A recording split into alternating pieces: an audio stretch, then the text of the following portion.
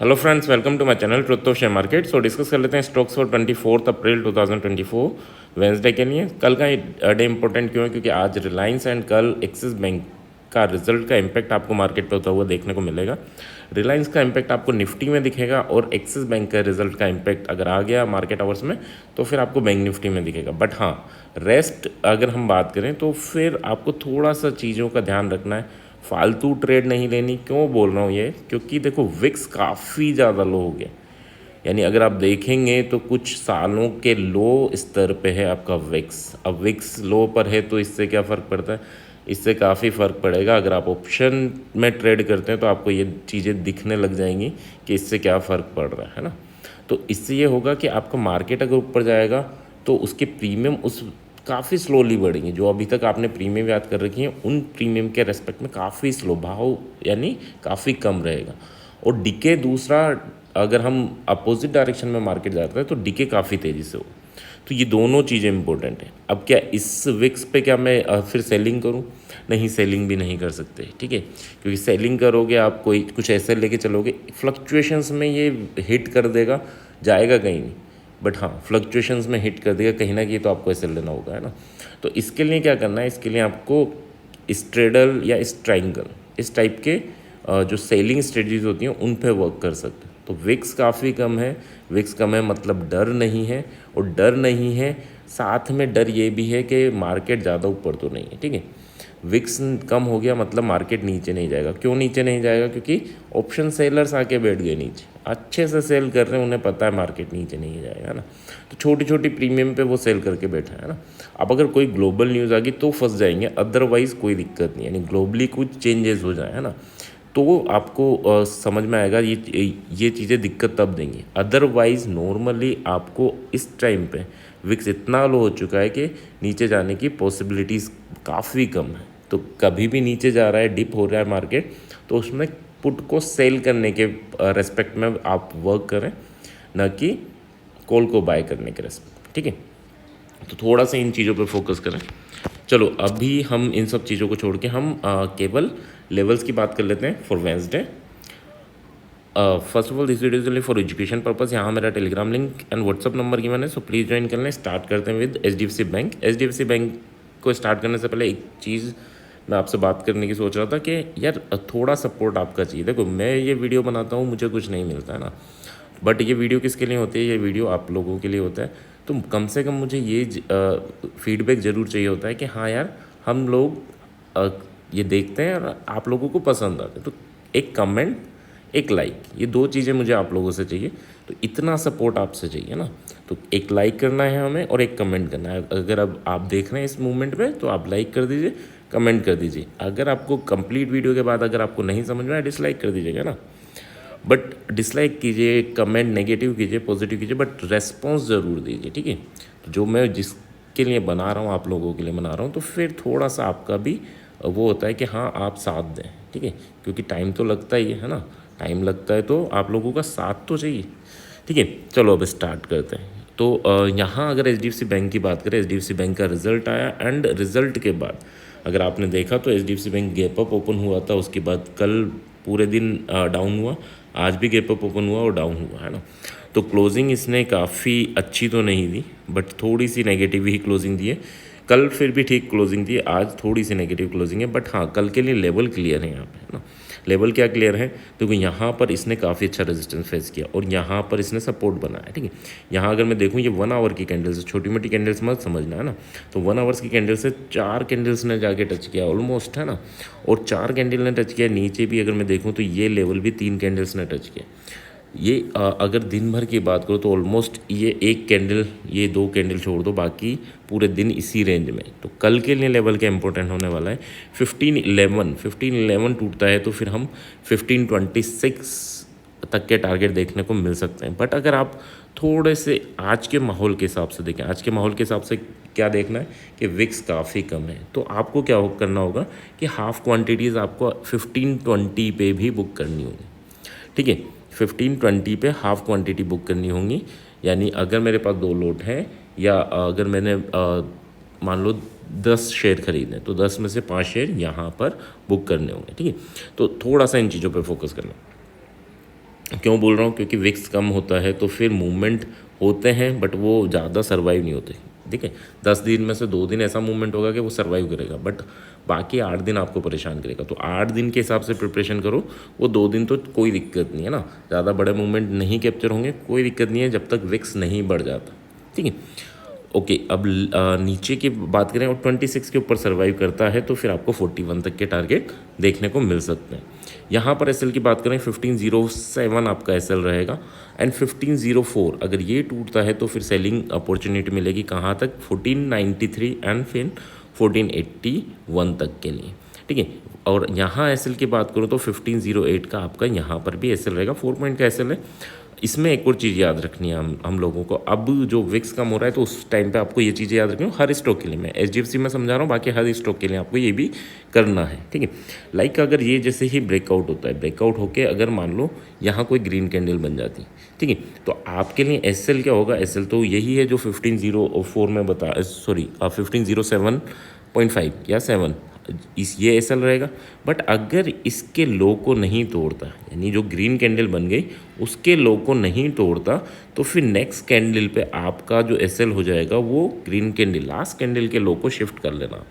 ठीक है, और फिर नेक्स्ट कैंडल बने तो लास्ट ग्रीन कैंडल के लो को शिफ्ट करना है।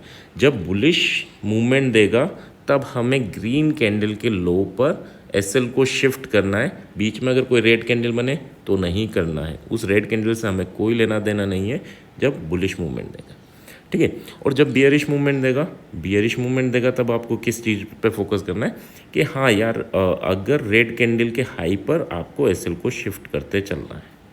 ठीक है, रेड कैंडल के हाई पर, और अगर यहाँ पर कोई ग्रीन कैंडल बनती है तो उससे कोई लेना देना नहीं। ठीक है, ओनली रेड कैंडल के हाई पर आपको एसएल को शिफ्ट करते चलना है, ये शिफ्टिंग याद रखना है, और जैसे ही आपके टारगेट अचीव हो तो बुक कर लेना है। इस वे में अगर आप ट्रेड करोगे तो ही इस मार्केट में सर्वाइव कर पाओगे, अदरवाइज़ फिर आप जो कर रहे हैं वो ही ज़्यादा बेटर है ना। तो थोड़ा सा इन शिफ्टिंग पे ध्यान देना, ये काफ़ी वर्क करेगा इस लो विक्स में आपके। क्या करेगा ये आपके छोटे लॉसेस इतना कम कर देगा कि आपको दिक्कतें नहीं रहेंगी। ठीक है, कैपिटल मैनेज रहेगा, एंड जैसे ही आपका बेनिफिट होगा तो बेनिफिट अच्छे दिलाएगा और लॉस काफ़ी कम कर देगा। तो ट्राई करना। अगर किसी को कोई कन्फ्यूज़न हो क्या करना है, मैं एक और बार मैं मेंशन कर देता हूँ। अगर यहाँ क्रॉस करता है तो फिर हमें ग्रीन कैंडल के हाई, ठीक सॉरी ग्रीन कैंडल के लो पर एसएल को शिफ्ट करते चलना है, और जैसे ही टारगेट अचीव होता है टारगेट बुक कर लेना है। अगर बियरिश साइड हमारी एंट्री बनती है तो फिर रेड कैंडल के हाई पर शिफ्ट करते चलना है, और जैसे टारगेट अचीव होता है तो फिर हमें उस टारगेट को ले लेना है। बीच में अगर रेड कैंडल के हाई पे जब शिफ्ट कर रहे हैं और कोई ग्रीन कैंडल बने तो हमें उस पर शिफ्टिंग नहीं करनी है अपने एसएल को।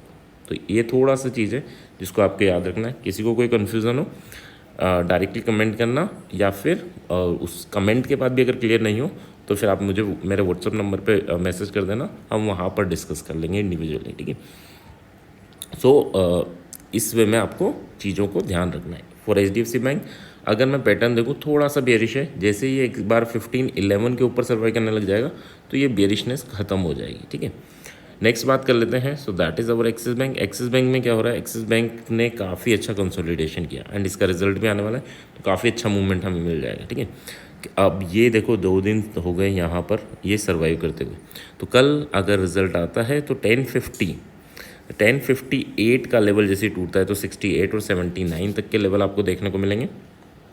एसएल की बात करूँ तो 1055 का आपका एसएल रहेगा।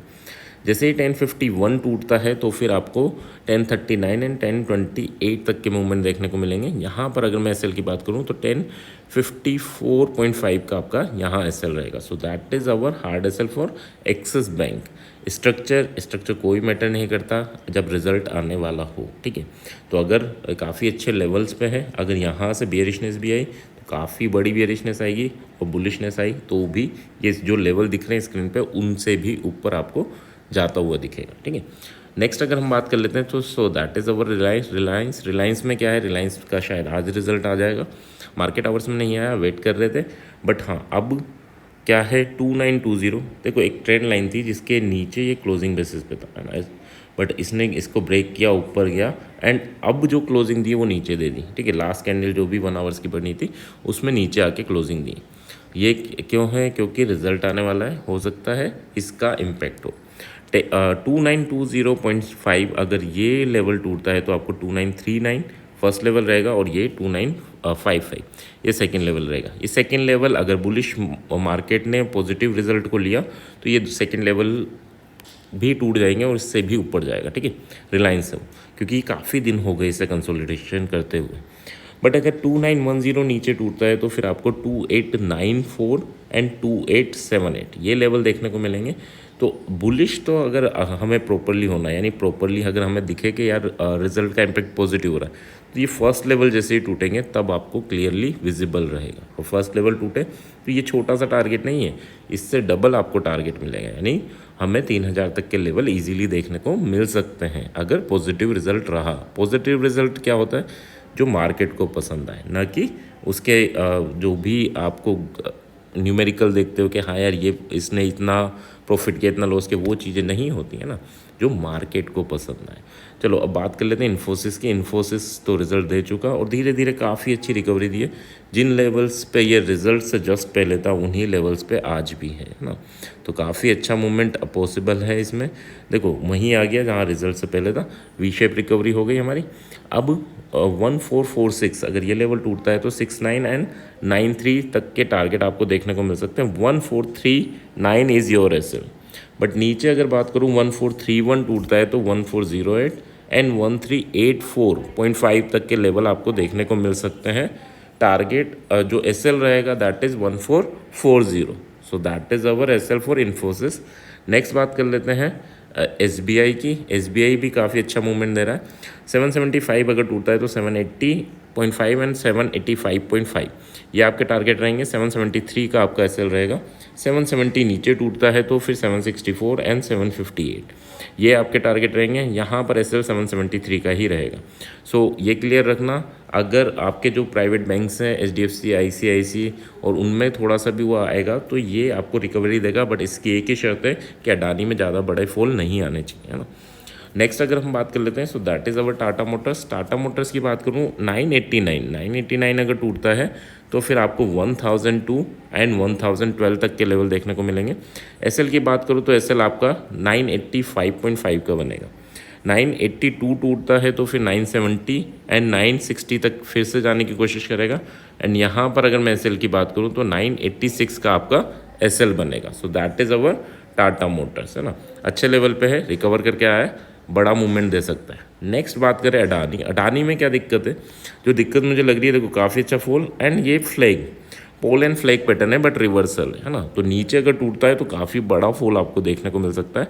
और ये गिरेगा, ये अकेला नहीं गिरेगा, ये एसबीआई को लेके गिरेगा, है ना। नेक्स्ट अगर हम बात करें लेवल वाइज 3078 अगर ये लेवल टूटता है, इसके ऊपर सर्वाइव करता है ये मार्केट, तो 3136 फर्स्ट लेवल होगा और 3185 हमारा सेकेंड लेवल होगा। 3058 यानी ऑलमोस्ट 20 पॉइंट्स का आपका एसएल रहेगा। 46 अगर नीचे टूटता है तो फिर आपको 3000 तक के लेवल देखने को मिलेंगे। यहाँ पर एसएल की बात करूँ तो यहाँ पर एसएल 3062 का रहेगा, है ना। 63 का ले लेना, जो 15 पॉइंट का आपका 15-16 पॉइंट का आपका 17 पॉइंट का आपका एसएल रहेगा। So that's about Adani. I hope यहाँ चीज़ें क्लियर होंगी कि किस वे में आपको मार्केट को देखना है और किस वे में ट्रेड करना है।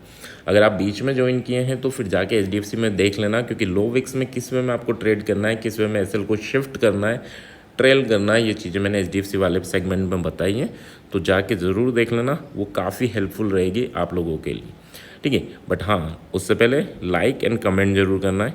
कमेंट और लाइक आना चाहिए, लगना चाहिए अगर आप लोगों के काम आ रहा है तो वीडियो बनाते रहना है या नहीं रहना, ठीक है। तो आई होप यहाँ तक चीज़ें क्लियर होंगी। क्लियर हैं तो please like and comment. Thank you.